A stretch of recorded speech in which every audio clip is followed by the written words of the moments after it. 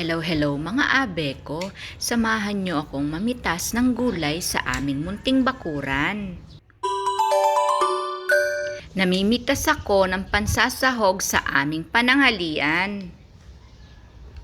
2, 3, 4. Eto nga at nakapitas na ako ng 4 na talong. Aba, etong tanim naming mga kangkong nag-bloom ng husto kasi etong mga nakaraan ng araw tuwing hapon umuulan kaya nadiligan sila. Sana all nadidiligan. Uy, abe ko. Dagdagan ko pa yung pansahog ko sa iluluto ko. Mamitas naman tayo ng sitaw. Naka-harvest tayo ng talong.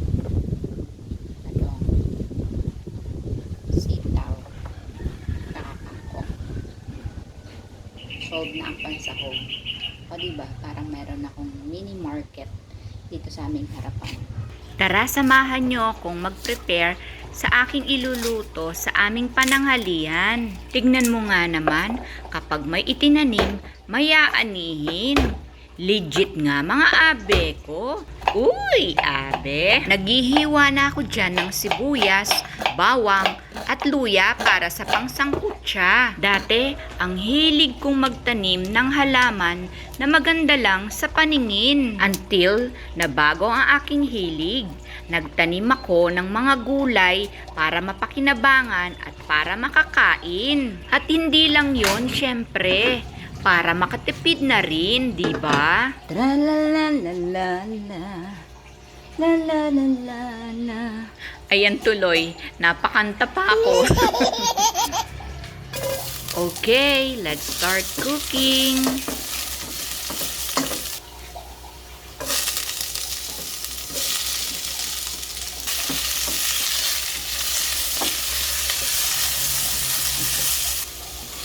Kamatis.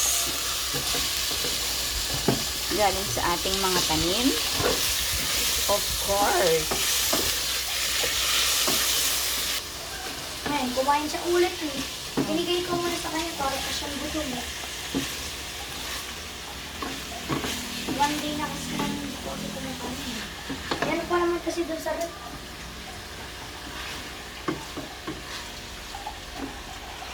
Relate ba kayo kung paano ako magluto ng sinigang na bangus? Tayo kasing mga mami, iba-iba ang paraan kung paano tayo magluto. Ako kasi sinasangkutsa ko muna para mawala ang lansa.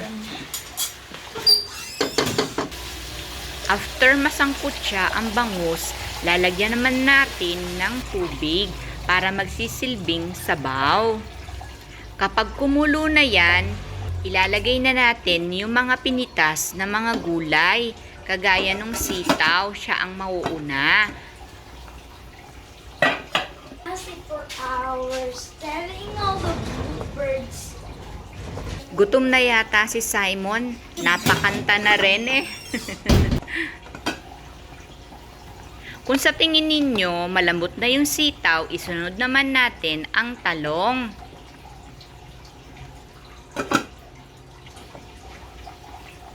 Siyempre, isusunod na rin natin yung mga green leaves natin, yung kangkong.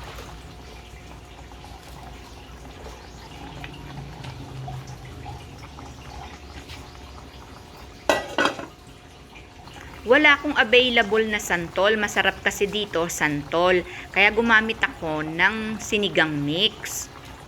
O diba, ang laking katipiran. Yung pansahog na ibibili natin sa palengke, basta nagtanim tayo, may sarili tayong palengke sa bakuran natin. O diba? Ang mahal kaya ng bilihin. Kaya kahit pansahog man lang ay makatipid tayo. Malaking bagay na rin ito. Kaya sipag at tiyaga lang. Siyempre, ano pa ba ang kasunod kapag naluto na? Mga natana, don't forget to like, follow, subscribe.